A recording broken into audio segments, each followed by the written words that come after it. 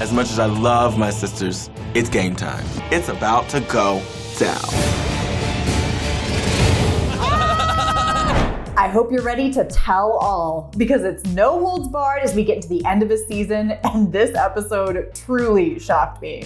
I'm Anna Rumor with PopCulture. And I'm Nick Valdez from comicbook.com. And this is Social Call, where we offer up our unfiltered opinions about RuPaul's Drag Race. It's time to see who will be competing for the crown on season 16. We're heading to a top 3, y'all. We are going in on the semi-finals of season 16 this episode. Nick, I am so excited to talk about these memoirs with you. What did you think about opening the library for their life stories this week? What an interesting challenge, right? I know it's, because RuPaul has her memoir out and we have to, once again, another plug, and that's good. But it also led to a good idea of we usually get these very emotional sit downs. Like this is in place of the Tic Tac chat that we have every season. And, it's an interesting switch up in terms of this is when we get to know the queens really outside of, okay, this is who they are in the competition. This is the chance for us to get to actually know them. So Q, what is the title of your book? Alphabet Soup, Savor Every Bite. That's a long title. Do you bite soup? Let's get into the Maxi Challenge. It's this memoir challenge. They've got to do a photo shoot and then a chat on a podcast with Matt Rogers. Let's start off with Nymphia, whose memoir was titled Breaking Wind, The Art of Letting Go. What did you think about her photo shoot, first of all? I think she had my favorite of the outfits. In terms of book cover outfits, she looked incredible with those heels that were super puffed up. I don't even know how to describe them. It's just, she kind of looked like a cartoon character, but not. It's just very well proportioned and super cool. Yeah, I felt like she was serving the hardest. I mean, she was getting into all sorts of interesting positions, and like she said, those shoes are heavy. It was giving me Lady Gaga. It was giving me very sculptural. And Nymphia said herself, she comes alive in front of a camera, and I could see that Ru was really falling in love with her as she was hitting all of these poses. I thought she nailed it. I thought the title was funny too.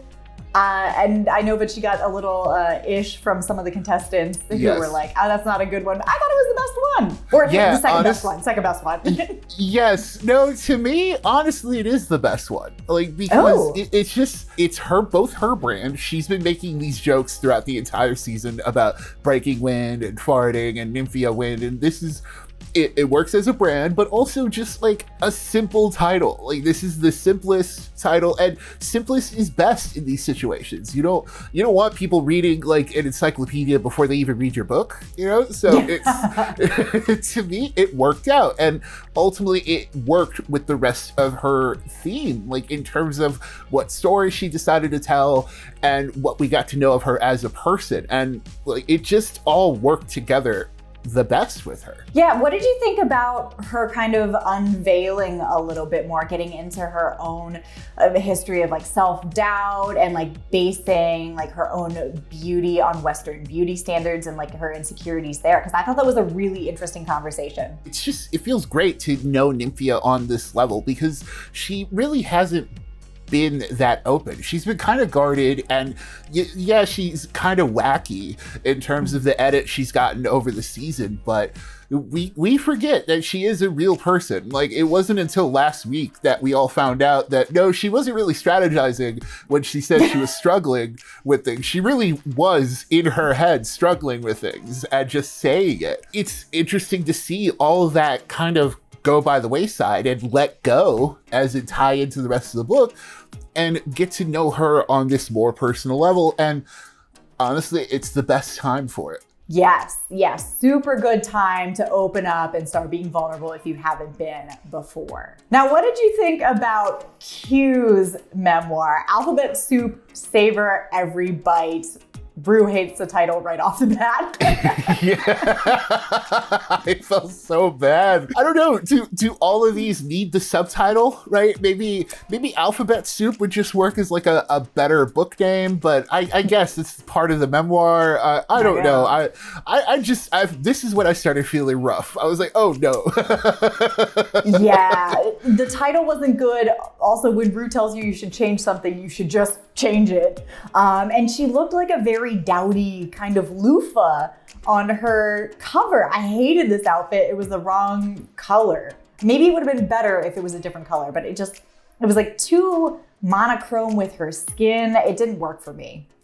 Yeah, it didn't look very 𝐿, right? Which is super interesting. We've seen 𝐿 do these wild outfits and use color palettes in such an interesting way that when you see this look for the cover, and it's something T.S. Madison points out later, where it's, they kind of wish she had a different outfit for the cover that would have seemed more 𝐿. It's just here, it's a shame. It's a shame. It is a shame.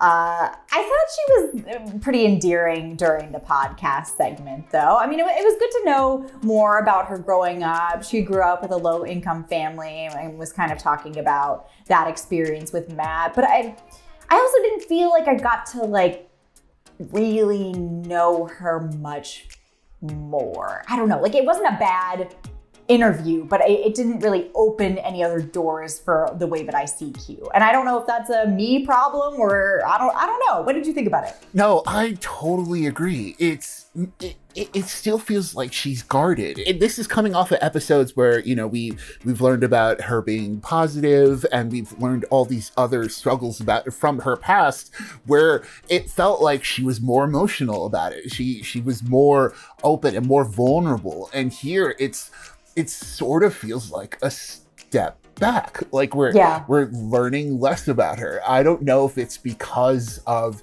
the challenge she put up, a shield, a wall around herself, but it definitely feels that way. Yeah. Also, I was gagged when she said that her brand is fun and joy. I was like, wait, since when? Since when, yes. This is nothing I know about you. No,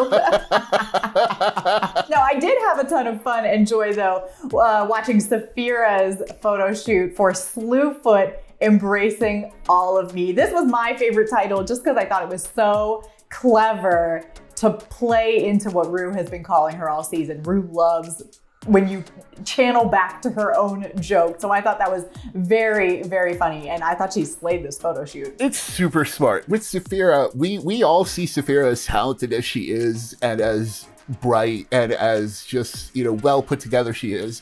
But all Ru sees is her feet. And I feel like in reclaiming Slewfoot for herself and in reclaiming what Ru has been making fun of all season, it forced Ru to step back and be like, oh, yeah, that's right. Sapphira is a full package. It's a brilliant move, first of all, right? It is absolutely brilliant in terms of just branding, because it's not necessarily Sapphira's brand, but it's Ru's brand for her. And sometimes that is even more important than the queen themselves, Absolutely. It's like with 𝐿's title. It's like when Ru gives you something. It's like Crystal Method with 𝐿_DeBarge. Crystal didn't know who that was, but you have to play into what Ru gives you, because that's what Ru thinks is funny, I also love this 15-foot long ponytail. You better work. That was so fun. Yeah. Excellent posing prop. She looked absolutely stunning. This was my second favorite look. It was tied with Nymphia's for a while, but I did kind of give it to Nymphia at the end in terms of the actual final cover. I think Nymphia did pull it out just a little bit, but it was really neck and neck, especially when you get to the podcast interview itself, where Sapphira's just like, oh yeah, I've done this a million times. I'm ready for my actual book tour. She is so charming. The way that she put Ru at ease on set, they were kikiing like they were old besties. Same with Matt. She just is so warm. There's a quality to her where you can just feel that out through the TV screen, and that's super rare. She's my winner. I've said it for a long time now, and it's just because of that. It's just that charisma that translates to whoever she's talking to. It's just that presence, right? Yeah. We're going to talk about this later for sure, but it's just that kind of winner's presence. Then you have a queen like plain Jane. I sort of felt like she wanted to be real about it, but then went back into the plain Jane character, as we see, right? Yes, it was very much like what 𝐿 did. Once the opportunity for them to be vulnerable came up, she put that wall back up and became just this character. She spent like half of her podcast time throwing shade at a mandatory meeting who we haven't seen in like 12 episodes. I just thought it was an odd use of her time. Poor Amanda, just catching strays for no good reason. Like and it's so funny because like she beat Amanda, like she beat her rival, but whatever Amanda told her like really stuck with her, and that's even more powerful in itself, right? It is so funny in the long run that Amanda did get the win over Plane, in that she's still being mentioned. Like, girl, no one's thought about. I forgot about Amanda. Now you're making me think about that egghead again, and I'm mad. I just want to focus on your journey as a person, not even like in the show as much, you know? Yeah, like your publicity cannot be someone else's publicity. Do not give that away. Do not promote someone else. Well, you know, in those situations, it's not a rising tide lifts all ships. Like, you just have to kind of do your own thing. And with Plane, her whole thing is being shady, yes, but if you're going to do that, lean into the entire package. You know, don't call your book Plane Crash, How I, Learned to Survive Disaster, and then not, and just be shady. And instead of talking about why you survived disaster. It just fell flat for me, much like that wig she wore in the photo shoot. Yes, Ru was trying so hard. truly trying to pump up the volume. Michelle says this later on during the judging, but it killed me. It was like, you didn't want to give her a little tease? You don't want to do nothing with that hair? Because Blaine's like, well, it's a human unit. And she's like, still, there's a lot we couldn't have done with it. I like the dress that she was wearing, or like the purple kind of caged hip thing that she was wearing. It was cool, but the hair just really did flop. Literally. Yeah, the hair was unfortunate. The hair is distracting from the rest of the look. And it's a shame because she did look good. In terms of a disaster she walked away from. She looked good, but what can you do? What can we do? We're going to move on to the runway, actually.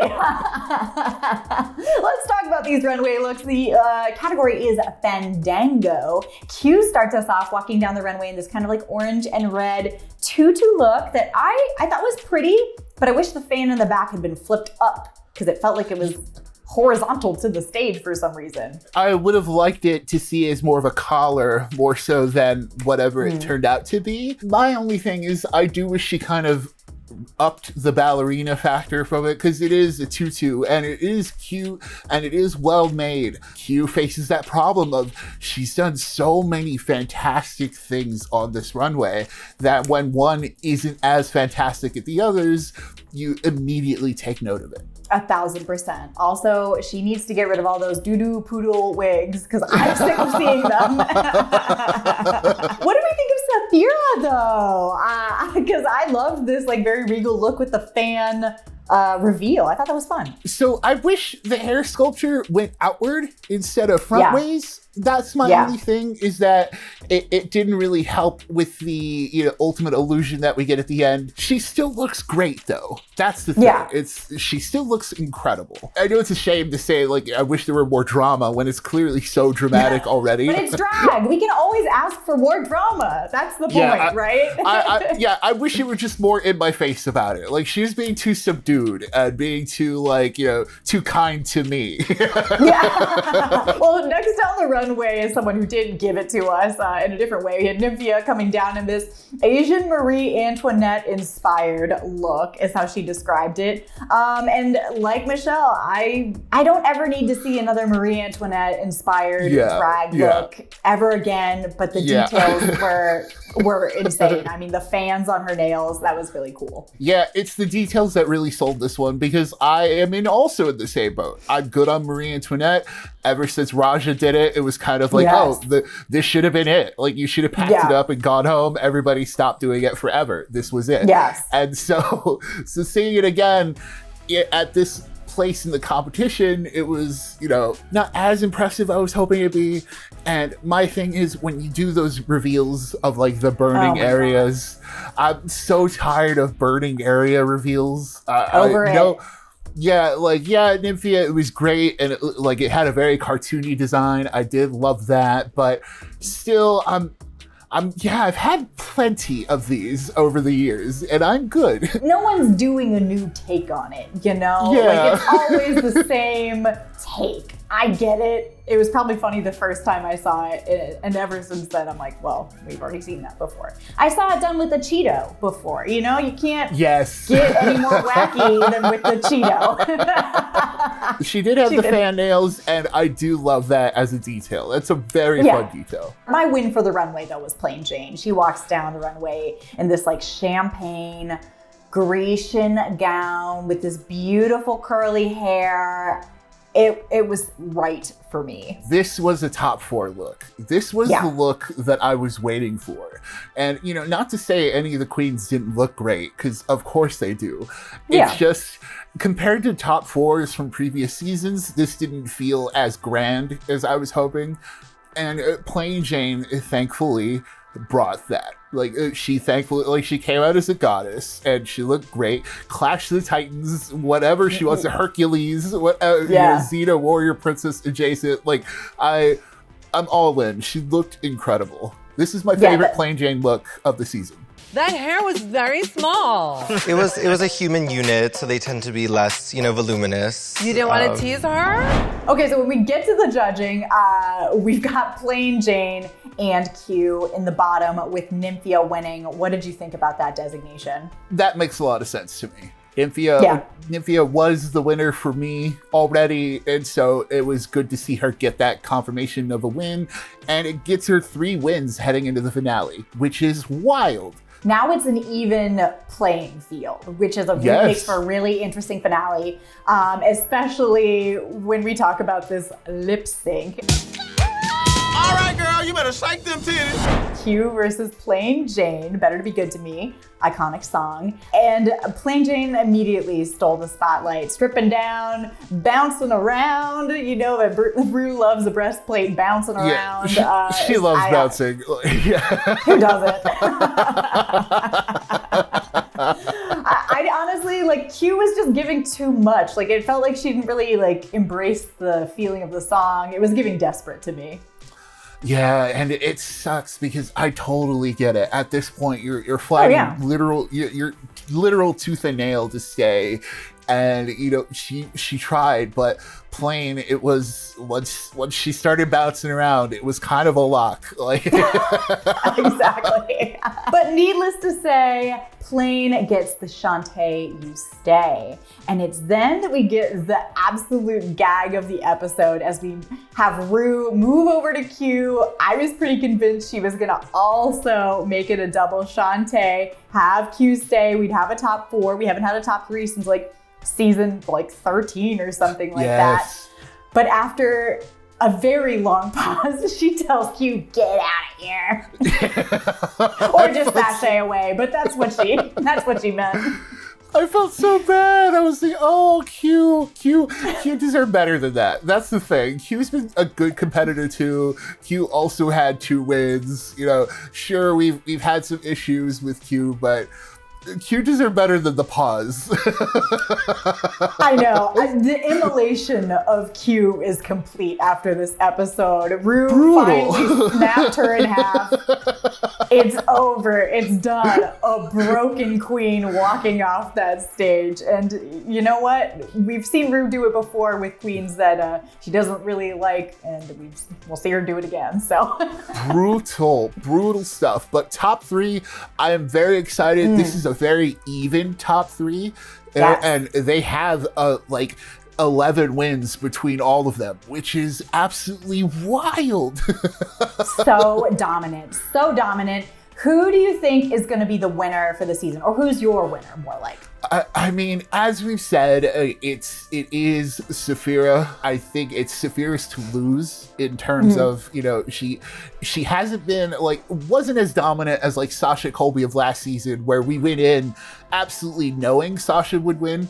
Here, Sapphira really can win it, but Nymphia and Plain Jane are so close that either one of them could also take it, and I wouldn't be super surprised. I do really want to see Nymphia and Plain on All Stars though, because I feel like there's more room for growth with them. Sapphira feels like a fully formed queen. Yeah. Like I feel like this is not the end of her life cycle. That sounds bad, but I feel like this is like the time. Crowning. Yes.